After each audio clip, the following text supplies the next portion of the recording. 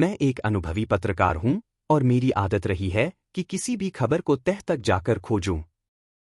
उस दिन भी मैं अपने कार्यालय में था जब अचानक मेरे फोन की स्क्रीन पर एक नोटिफिकेशन चमका। नरेंद्र मोदी का एक लाइव प्रसारण हो रहा था और इसमें कुछ ऐसा कहा गया था जिसने सबको चौंका दिया। मैं जल्दी से स्क्रीन के करीब गया और ध्यान से हर शब्द सुनने लगा। इस खबर की गंभीरता मुझे तुरंत समझ आ गई और मैं तुरंत अपनी रिपोर्ट तैयार करने लगा। जैसे जैसे वीडियो आगे बढ़ा, मोदी की आवाज में आत्मविश्वास झलक रहा था, लेकिन उनकी बातों में कुछ ऐसा था जो अटपटा लगा। उन्होंने कहा कि भारत को कोई भी कम नहीं आंक सकता, लेकिन उनकी एक टिप्पणी मेक्सिको के लोगों पर तंज की तरह लगी। सोशल मीडिया पर लोगों की प्रतिक्रियाएं आने लगीं, कुछ समर्थन में थे तो कुछ गुस्से में। मैं समझ गया कि यह सिर्फ एक भाषण नहीं था, बल्कि एक नई बहस की शुरुआत थी।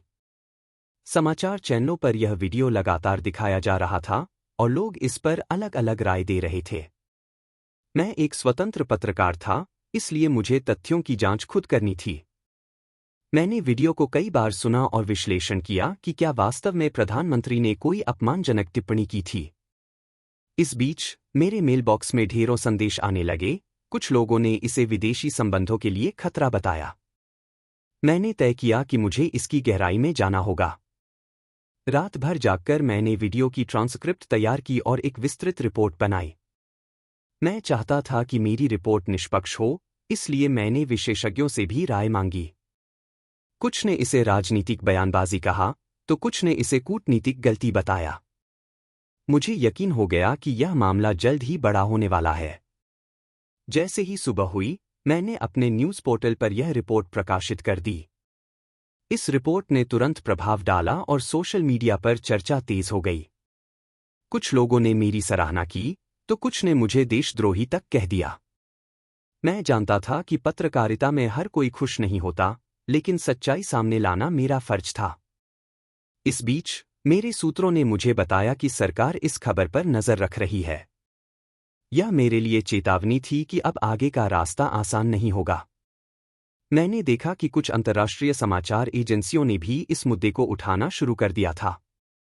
मेक्सिको की सरकार ने इस बयान पर आधिकारिक प्रतिक्रिया नहीं दी थी, लेकिन उनके कुछ नेताओं ने इसे अनुचित कहा। भारत सरकार के प्रवक्ताओं ने सफाई देने की कोशिश की, लेकिन विपक्षी दलों ने इसे राजनीतिक मुद्दा बना लिया। अब यह मामला केवल मीडिया तक सीमित नहीं था, बल्कि संसद तक पहुंच चुका था। मेरे दिमाग में कई सवाल घूम रहे थे, लेकिन मैं जानता था कि मेरी भूमिका सिर्फ खबर देना है, न कि राय बनाना।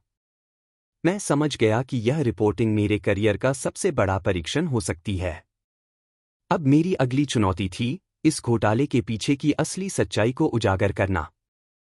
रिपोर्ट प्रकाशित होने के कुछ ही घंटे बाद मेरे फोन की घंटी लगातार बजने लगी।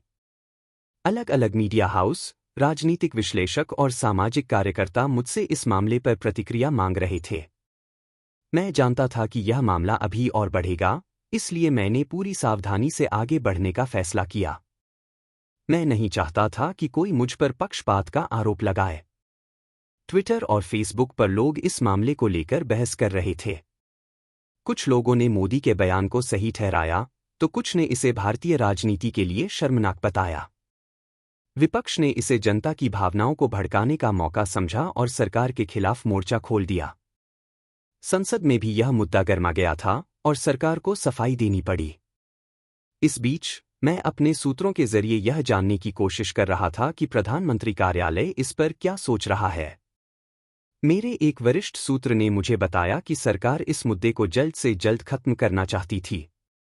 लेकिन अब यह मुद्दा भारत से बाहर भी फैल चुका था और अंतर्राष्ट्रीय मीडिया इसे कवर कर रहा था।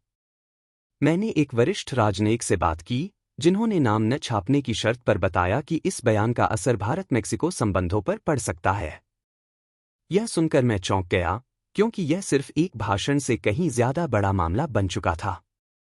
मेरा अनुभव कहता था कि जब तक सरकार कोई ठोस सफाई नहीं देती, तब तक यह विवाद शांत नहीं होगा। इस बीच मेरे खिलाफ भी दुष्प्रचार शुरू हो चुका था। कुछ कट्टर समर्थकों ने मुझे देशद्रोही और एजेंडा पत्रकार कहना शुरू कर दिया था। मेरे सोशल मीडिया अकाउंट्स पर ट्रोल्स ने हमला बोल दिया था।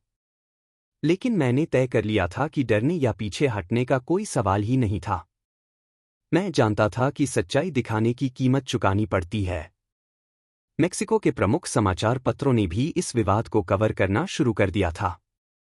उन्होंने मोदी के बयान को विस्तार से छापा और उनके पिछले बयानों का भी विश्लेषण किया। वहां के कुछ सांसदों ने भारत से औपचारिक माफी की मांग की थी। अब यह विवाद दो देशों के बीच कूटनीतिक संकट में बदलने लगा था। मैंने तय किया कि अब मुझे इस मामले में और गहराई तक जाना होगा। मेरा अगला कदम था उन लोगों तक पहुंचना जो इस भाषण के असली उद्देश्य और इसके प्रभावों के बारे में बता सकते थे। मैं जानता था कि यह सफर आसान नहीं होगा, लेकिन पत्रकारिता का असली काम सच को उजागर करना ही होता है। रात भर जागने के बाद भी मेरे अंदर अजीब सा जोश था। यह सिर्फ एक रिपोर्ट नहीं थी, बल्कि एक सच का आईना था जिसे दुनिया के सामने लाना जरूरी था। सुबह होते ही मैंने देखा कि भारत सरकार की ओर से आधिकारिक बयान जारी किया गया था। उन्होंने प्रधानमंत्री के बयान को तोड़ मरोड़ कर पेश करने का आरोप लगाया और मीडिया से संयम बरतने को कहा। लेकिन इससे जनता की जिज्ञासा और बढ़ गई। सरकार के बयान के बावजूद विपक्ष ने इस मुद्दे को और हवा देना शुरू कर दिया। संसद में हंगामा मच गया था और प्रधानमंत्री से स्पष्टीकरण की मांग की जा रही थी। उधर सोशल मीडिया पर भी यह मामला ट्रेंड कर रहा था। कुछ लोग इसे राष्ट्रवादी बयान कह रहे थे, तो कुछ इसे कूटनीतिक गलती मान रहे थे। मेरी रिपोर्ट अब तक लाखों लोगों तक पहुंच चुकी थी। मैंने अपने कुछ भरोसेमंद सूत्रों से संपर्क किया जो सरकार के भीतर काम करते थे। उन्होंने बताया कि प्रधानमंत्री कार्यालय इस मामले को जल्द से जल्द सुलझाना चाहता था। कुछ मंत्रियों ने मीडिया में सफाई देने की योजना बनाई थी, लेकिन वे इस मुद्दे को और उलझाना नहीं चाहते थे। मेरे लिए यह संकेत था कि सरकार दबाव में थी। इसी दौरान मेक्सिको के विदेश मंत्रालय ने भी एक बयान जारी किया। उन्होंने भारत सरकार से स्पष्टीकरण मांगा और यह साफ किया कि वे इस बयान को हल्के में नहीं लेंगे। अंतर्राष्ट्रीय स्तर पर यह मुद्दा और बड़ा बन चुका था। मैं समझ गया कि अब यह सिर्फ एक राजनीतिक विवाद नहीं रहा, बल्कि यह भारत की विदेश नीति के लिए भी चुनौती बन चुका था। मेरे पास लगातार धमकी भरे फोन कॉल्स और ईमेल आने लगे। कुछ लोगों ने मुझे राष्ट्रविरोधी कहा, तो कुछ ने मेरी पत्रकारिता की ईमानदारी पर सवाल उठाए। लेकिन मैंने ठान लिया था कि पीछे नहीं हटूंगा। मैं सच्चाई के करीब था और मुझे इसे पूरी दुनिया के सामने लाना था। सरकार की ओर से बयान जारी होने के बावजूद इस मुद्दे पर बहस थमने का नाम नहीं ले रही थी। लोग अलग अलग सिद्धांत दे रहे थे। कुछ का मानना था कि यह बस एक चूक थी, जबकि कुछ इसे सोची समझी रणनीति कह रहे थे। मैंने तय किया कि अब मुझे इस मामले के हर पहलू की जांच करनी होगी। अब मेरी अगली चुनौती थी प्रधानमंत्री के करीबी लोगों तक पहुंचना और जानना कि इस बयान के पीछे की असली मंशा क्या थी। यह आसान नहीं था, लेकिन मेरे पास कुछ ऐसे सूत्र थे जो इस मामले की जड़ों तक पहुंच सकते थे। मैं जानता था कि अब यह खेल और बड़ा होने वाला था। मैंने अपने पुराने स्रोतों को खंगालना शुरू किया, जो सरकार और राजनीति की गहरी सच्चाइयों को जानते थे। एक वरिष्ठ अधिकारी ने मुझे ऑफ द रिकॉर्ड जानकारी दी कि प्रधानमंत्री के बयान का असली मकसद कुछ और था। यह बयान किसी विशेष एजेंडे के तहत नहीं दिया गया था, बल्कि यह भाषण के प्रवाह में निकल गया था। लेकिन अब जब विवाद बढ़ चुका था, तो सरकार इसे संभालने की कोशिश कर रही थी। मेक्सिको की जनता में इस बयान को लेकर नाराजगी बढ़ती जा रही थी। वहां के अखबार और टीवी चैनल इसे लगातार कवर कर रहे थे। कुछ मेक्सिकन नेताओं ने भारत से कूटनीतिक जवाब मांगना शुरू कर दिया था। भारत सरकार की ओर से अभी भी कोई ठोस बयान नहीं आया था, जिससे मामला और उलझता जा रहा था। मेरे पास अब तक जितनी भी जानकारी थी, उसे देखकर मुझे लगा कि यह मामला इतना बड़ा बन चुका था कि इसे आसानी से दबाया नहीं जा सकता था। भारत और मेक्सिको दोनों देशों के लोग इस मुद्दे पर बंट चुके थे। सोशल मीडिया पर इस पर तरह तरह के मीम्स बन रहे थे। कुछ लोग इसे मजाकिया अंदाज में ले रहे थे, जबकि कुछ इसे गंभीर कूटनीतिक संकट कह रहे थे। मैंने तय किया कि अब मुझे मेक्सिको के राजनयिकों से संपर्क करना चाहिए। मैंने एक अंतर्राष्ट्रीय पत्रकार मित्र की मदद से वहां की सरकार से प्रतिक्रिया लेने की कोशिश की, लेकिन उन्होंने फिलहाल कोई आधिकारिक बयान देने से इनकार कर दिया। इससे साफ था कि वे इस मामले में भारत सरकार के अगले कदम का इंतजार कर रहे थे। इस बीच भारतीय विदेश मंत्रालय ने प्रधानमंत्री के बयान पर सफाई देने के लिए एक प्रेस कॉन्फ्रेंस आयोजित की। उन्होंने कहा कि प्रधानमंत्री के बयान को गलत संदर्भ में लिया गया है और भारत हमेशा से दूसरे देशों का सम्मान करता है। लेकिन इस सफाई से विवाद खत्म नहीं हुआ, बल्कि और बढ़ गया। सरकार इस मामले को शांत करना चाहती थी, लेकिन जनता के गुस्से को नजरअंदाज नहीं कर सकती थी। विपक्ष इस मुद्दे को और बड़ा बना रहा था और अंतर्राष्ट्रीय मीडिया इसे भारत की विदेश नीति की असफलता के रूप में दिखा रहा था। मुझे एहसास हुआ कि यह घोटाला सिर्फ एक भाषण का मुद्दा नहीं था, बल्कि इससे कहीं ज्यादा बड़ा मामला था। अब मैं और गहराई से इस घोटाले की सच्चाई जानने के लिए तैयार था। मैंने ठान लिया था कि मैं इस मामले की पूरी तहकीकात करूंगा, चाहे इसके लिए मुझे किसी भी हद तक जाना पड़े। सरकार की ओर से सफाई दिए जाने के बावजूद विवाद थमने का नाम नहीं ले रहा था। मैं लगातार इस मुद्दे पर जानकारी जुटा रहा था और राजनीतिक हलचलों को करीब से देख रहा था। प्रधानमंत्री कार्यालय के कुछ करीबी सूत्रों ने मुझे बताया कि इस मामले पर अंदरूनी बैठकों का दौर जारी था। सरकार यह तय करने में उलझी थी कि क्या माफी मांगनी चाहिए या इसे राष्ट्रवादी रुख के तहत संभालना चाहिए। इस बीच विपक्ष ने इसे पूरी तरह से एक हथियार के रूप में इस्तेमाल करना शुरू कर दिया था। संसद में हंगामा मचा हुआ था और कुछ विपक्षी नेता मोदी के इस्तीफे तक की मांग कर रहे थे। हालांकि सत्ताधारी पार्टी के नेता इसे अनावश्यक विवाद बताकर दबाने की कोशिश कर रहे थे। लेकिन सोशल मीडिया और अंतर्राष्ट्रीय मीडिया की सुर्खियों ने सरकार को मुश्किल में डाल दिया था। मैंने देखा कि कुछ बड़े कॉर्पोरेट समूह भी इस विवाद से चिंतित थे। भारत और मेक्सिको के बीच कई व्यापारिक समझौते थे और इस विवाद से उन पर असर पड़ सकता था। कुछ व्यवसायियों ने प्रधानमंत्री कार्यालय को पत्र लिखकर जल्द से जल्द मामले को सुलझाने का आग्रह किया था। मुझे महसूस हुआ कि यह घोटाला अब सिर्फ राजनीति तक सीमित नहीं था, बल्कि इसका असर आर्थिक क्षेत्र पर भी पड़ रहा था। मेक्सिको की ओर से भी धीरे धीरे कड़ी प्रतिक्रियाएं आने लगी थीं। वहां के कुछ नेताओं ने भारत के राजदूत को बुलाकर औपचारिक आपत्ति दर्ज कराई थी। मुझे एक मेक्सिकन पत्रकार के जरिए पता चला कि उनके देश में भी इस मुद्दे को लेकर जनता के बीच नाराजगी बढ़ रही थी। कुछ स्थानों पर भारतीय उत्पादों के बहिष्कार की मांग तक उठने लगी थी। मेरी खबर ने अंतर्राष्ट्रीय स्तर पर भी हलचल मचा दी थी। कुछ विदेशी पत्रकार मुझसे इस विवाद की पृष्ठभूमि और भारत की राजनीति पर चर्चा करना चाहते थे। मैं जानता था कि सच की खोज आसान नहीं थी, लेकिन मैं पूरी सावधानी बरत रहा था। सरकार की ओर से कोई आधिकारिक बयान नहीं आ रहा था, जिससे मामला और उलझता जा रहा था। मैंने सोचा कि अब समय आ गया है कि मैं प्रधानमंत्री कार्यालय के किसी वरिष्ठ अधिकारी से बात करने की कोशिश करूं। यह आसान नहीं था, लेकिन मेरे पास कुछ ऐसे संपर्क थे जो अंदर की बातें बता सकते थे। मैंने अपने एक पुराने सूत्र से मुलाकात तय की, जो सरकार के उच्च पदस्थ अधिकारियों में से एक था।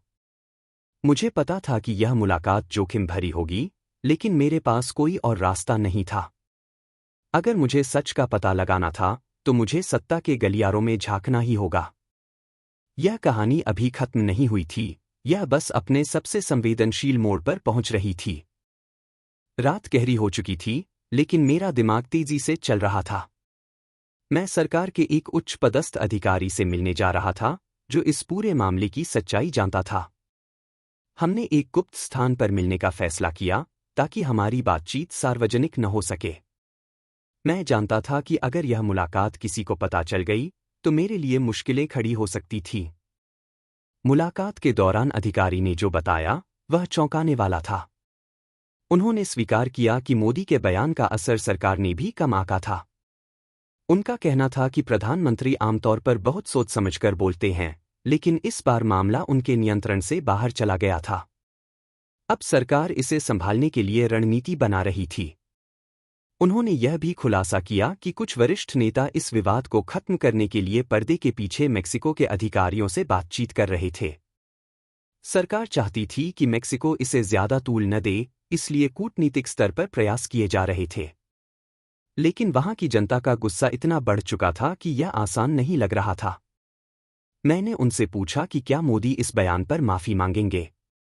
अधिकारी ने सिर हिलाते हुए कहा कि यह लगभग असंभव था। सरकार इसे कमजोरी के रूप में नहीं दिखाना चाहती थी, बल्कि वे इसे एक गलतफहमी के रूप में प्रस्तुत करने की योजना बना रहे थे। इस बयान को राष्ट्रवादी रंग देने की कोशिश की जा रही थी ताकि जनता इसे देशभक्ति से जोड़ सके। यह सुनकर मुझे एहसास हुआ कि यह सिर्फ एक भाषण नहीं था, बल्कि राजनीति का एक गहरा खेल था। सरकार अपने समर्थकों को यह विश्वास दिलाना चाहती थी कि मोदी ने कुछ गलत नहीं किया। वहीं विपक्ष इस मौके को सरकार को घेरने के लिए इस्तेमाल कर रहा था। यह खेल बहुत बड़ा था और इसमें कई परतें थीं। इस बातचीत ने मुझे और भी ज्यादा सतर्क कर दिया। मैं जानता था कि अगर मैंने इस जानकारी को सही ढंग से नहीं संभाला तो मैं खुद भी निशाने पर आ सकता था। लेकिन एक पत्रकार के रूप में मेरा कर्तव्य था कि मैं सच को सामने लाऊं। अब मुझे सावधानी से आगे बढ़ना था। मेरी खबर अब तक सरकार की नज़रों में आ चुकी थी। मुझे अंदाजा हो गया था कि अब मैं भी निगरानी में था। लेकिन अब पीछे हटने का कोई सवाल ही नहीं था। यह लड़ाई सिर्फ एक पत्रकारिता की नहीं थी, बल्कि सच और सत्ता के बीच की थी। सरकार के अंदरूनी सूत्र से मिली जानकारी ने मेरी चिंताएं बढ़ा दी थी। यह स्पष्ट था कि प्रधानमंत्री का बयान सिर्फ एक चूक नहीं थी, बल्कि इसे एक खास दिशा में मोड़ने की कोशिश की जा रही थी। मेरा फोन अब हर समय बजता रहता था। कुछ कॉल्स विदेशी पत्रकारों के थे जो मुझसे और जानकारी चाहते थे, तो कुछ अनजान नंबरों से धमकियों भरे संदेश आ रहे थे। मेरे पास अब दो ही रास्ते थे, या तो मैं पीछे हट जाता और इस मामले को किसी और के हाथ में छोड़ देता, या फिर अपनी खोज को और गहराई तक ले जाता। मैंने दूसरा रास्ता चुना। मैंने अपनी रिपोर्ट को अपडेट किया और उसमें उन राजनयिक प्रयासों का जिक्र किया जिनसे सरकार मामले को दबाने की कोशिश कर रही थी। इसके तुरंत बाद मेरे घर के बाहर अजनबी लोगों की मौजूदगी बढ़ गई। रात को जब मैं अपने घर लौट रहा था तो मुझे लगा कि कोई मेरा पीछा कर रहा है। मैंने अपनी गति तेज कर दी और पास की एक गली में घुस गया, जहां से मैं एक दोस्त के घर पहुंच सकता था। मेरी सांसें तेज हो रही थीं, लेकिन डर से ज्यादा मेरे अंदर गुस्सा था। सच के लिए काम करने वाले पत्रकारों को धमकाया जाना कोई नई बात नहीं थी, लेकिन जब खुद पर बीतती है तो हालात अलग लगते हैं। इस बीच सरकार ने एक नया दांव चला। प्रधानमंत्री कार्यालय के एक प्रवक्ता ने मीडिया में बयान दिया कि कुछ विरोधी तत्व सरकार की छवि खराब करने के लिए इस विवाद को बेवजह तूल दे रहे हैं। इशारा मेरी ओर ही था। मुझे लगा कि अब सरकार ने मुझे निशाने पर लेने का फैसला कर लिया है। इसके बाद मेरे सोशल मीडिया अकाउंट्स पर हमले शुरू हो गए।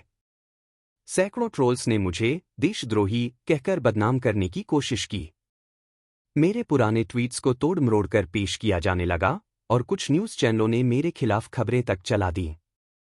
मैं समझ गया कि मुझे चुप कराने की कोशिश की जा रही थी। मेक्सिको की सरकार ने इस बीच भारत से औपचारिक माफी की मांग कर दी थी, लेकिन भारत सरकार इस पर कोई जवाब देने को तैयार नहीं थी। अब मामला पूरी तरह से अंतर्राष्ट्रीय स्तर पर पहुंच चुका था।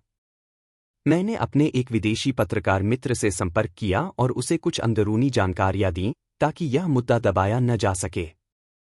अब मेरे सामने असली सवाल यह था, क्या मैं आगे भी इस मामले को उजागर कर पाऊंगा या सरकार की ताकत मुझे रोक देगी? मुझे एहसास हो चुका था कि अब यह घोटाला केवल शब्दों तक सीमित नहीं था, बल्कि इसमें कई शक्तिशाली लोग शामिल थे जो किसी भी कीमत पर सच को दबाना चाहते थे। मैंने फैसला कर लिया था कि अब मैं और भी गहराई से इस मामले की जांच करूंगा। मैंने अपने पत्रकार मित्रों से मदद मांगी और उन्होंने मुझे कुछ गोपनीय दस्तावेज भेजे जो साबित करते थे कि सरकार इस विवाद को नियंत्रित करने के लिए मीडिया संस्थानों पर दबाव बना रही थी। कुछ बड़े चैनलों को निर्देश दिए गए थे कि वे इस मुद्दे को ज्यादा न उछालें। इसका मतलब था कि यह सिर्फ एक भाषण का मामला नहीं था, बल्कि यह सत्ता के अहंकार और मीडिया नियंत्रण का बड़ा उदाहरण था। मैंने इन दस्तावेजों को ध्यान से पढ़ा और तय किया कि मुझे इसे प्रकाशित करना ही होगा। लेकिन इससे पहले मैंने सुरक्षा की दृष्टि से अपनी कुछ कॉपी विदेशी पत्रकारों को भेज दी, ताकि अगर मुझ पर कोई कार्रवाई होती तो सच सामने आ सके। इस बीच भारत और मेक्सिको के बीच तनाव बढ़ने लगा था। मेक्सिको की संसद में भारत के खिलाफ प्रस्ताव लाने की तैयारी की जा रही थी, जिससे कूटनीतिक संबंधों को नुकसान पहुंच सकता था। भारतीय सरकार पर दबाव बढ़ रहा था, लेकिन वे अब भी झुकने को तैयार नहीं थे। यह पूरा घटनाक्रम प्रधानमंत्री की छवि के लिए एक बड़ा झटका साबित हो सकता था। रात के समय, जब मैं अपनी रिपोर्ट पर काम कर रहा था, तभी मेरे दरवाजे पर जोर जोर से दस्तक हुई। मेरा दिल तेजी से धड़कने लगा। मैंने झांक कर देखा, कुछ अनजान लोग बाहर खड़े थे। यह साफ था कि वे मुझे धमकाने आए थे। मैंने दरवाजा नहीं खोला और पुलिस को कॉल करने की कोशिश की, लेकिन नेटवर्क गायब हो चुका था। मेरी रीढ़ में ठंडक दौड़ गई, लेकिन मैंने खुद को संभाला। मैंने फौरन अपने कुछ करीबी लोगों को मैसेज किया और उन्हें हालात की जानकारी दी। यह पहली बार था जब मुझे अपनी जान को लेकर वास्तविक डर महसूस हुआ। मैंने महसूस किया कि अब मेरे पास ज्यादा समय नहीं था। अगर मुझे सच्चाई सामने लानी थी, तो जल्द से जल्द करनी होगी। मैंने अपनी रिपोर्ट पूरी की और इसे कई अंतर्राष्ट्रीय मीडिया हाउस को भेज दिया। अगर मेरे साथ कुछ भी होता, तो यह रिपोर्ट पूरी दुनिया में फैल जाती। अब सवाल यह था कि सरकार इस पर कैसी प्रतिक्रिया देगी। क्या वे अपने रुख पर कायम रहेंगे या अंततः उन्हें झुकना पड़ेगा? सुबह होते ही मेरी रिपोर्ट न्यूयॉर्क टाइम्स और द गार्जियन जैसे बड़े अखबारों में छप चुकी थी। अंतर्राष्ट्रीय दबाव तेजी से बढ़ रहा था और अब भारत सरकार के लिए इसे नजरअंदाज करना मुश्किल हो रहा था। विपक्ष और मीडिया सरकार से जवाब मांग रहे थे। यह घोटाला अब वैश्विक स्तर पर चर्चा का विषय बन चुका था। प्रधानमंत्री कार्यालय ने इस पर प्रतिक्रिया देते हुए कहा कि यह सिर्फ एक गलतफहमी है और मीडिया इसे बेवजह तूल दे रहा है, लेकिन अब लोग इस बयान से संतुष्ट नहीं थे। मेक्सिको की सरकार ने एक बार फिर भारत से माफी की मांग की और कुछ देशों ने भी भारत पर दबाव डालना शुरू कर दिया।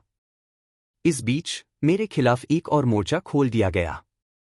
मेरे बैंक अकाउंट की जांच शुरू हो गई, मेरे टैक्स रिकॉर्ड खंगाले जाने लगे और यहां तक कि कुछ फर्जी मामलों में मुझे फंसाने की कोशिश की गई।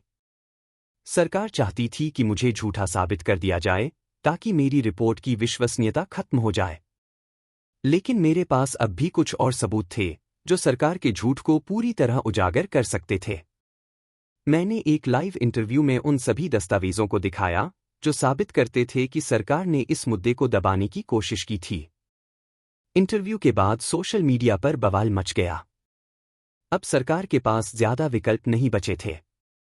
जनता के गुस्से और अंतर्राष्ट्रीय दबाव के चलते भारत सरकार ने एक कूटनीतिक बयान जारी किया, जिसमें बिना माफी मांगे यह कहा गया कि भारत सभी देशों का सम्मान करता है और किसी भी तरह की गलतफहमी को दूर करने के लिए बातचीत को तैयार है। यह माफी तो नहीं थी, लेकिन एक कूटनीतिक झुकाव जरूर था। मेरी लड़ाई खत्म हो चुकी थी।